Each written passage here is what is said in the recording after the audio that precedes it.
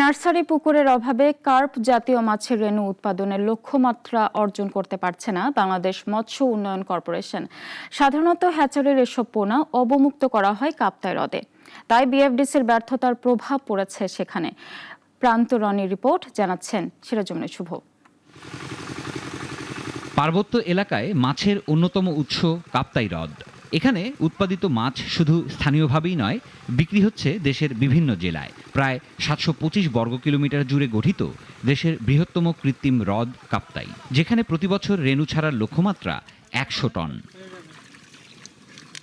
আগে হ্রদেই রেণু উৎপাদন করা হলেও ২০১৭ সাল থেকে লংগদু উপজেলার মারিসাচর হ্যাচারি চালু করে বাংলাদেশ মৎস্য উন্নয়ন কর্পোরেশন বিএফডিসি, যেখানে হালদা ও কর্ণফুলী নদী থেকে সংগ্রহ করা ব্রুড মাছের মাধ্যমে বিশেষ প্রক্রিয়ায় তৈরি করা হয় এই পোনা। হ্যাচারিতে মোট ১০০ কেজি রেণু উৎপাদনের লক্ষ্যমাত্রা নির্ধারণ করা হলেও নার্সারি পুকুর, ডেবা পুকুর ও ক্রিক নার্সারি পুকুরের অভাবে বর্তমানে প্রতিষ্ঠানটি উৎপাদন করছে মাত্র ৭০ মেট্রিক টন রেণু। ফলে মাছ উৎপাদনের লক্ষ্যমাত্রা অর্জনে ব্যর্থ হচ্ছে বিএফডিসি। আমরা বুট মাছ সংগ্রহ করে বুট মাছে আমরা যথা নিয়মে আমরা হরমোন প্রয়োগ করে আমরা এই হ্যাচিং বোতলে রাখার পরে সেই মাছগুলোকে আমরা আবার হাউজে রেসে সুন্দরভাবে লালন পালন করে থাকি। আমরা মাছ উৎপাদন শেষে এখান থেকে নার্সারিতে নিয়ে যাওয়া হয়। নার্সারিতে করার পরে ১ বছর রাখার পরে মাছটা যখন ওই সাইজে এসে যায় তখন আমরা কাপ্তাই লেখে অবমুক্ত করে দিই। প্রতি বছর হ্রদে কার্প জাতীয় মাছে প্রাকৃতিক প্রজনন ও বৃদ্ধির জন্য ১ মে থেকে ৩১ জুলাই পর্যন্ত ৩ মাস কাপ্তাই হ্রদে মাছ ধরা বন্ধ থাকে।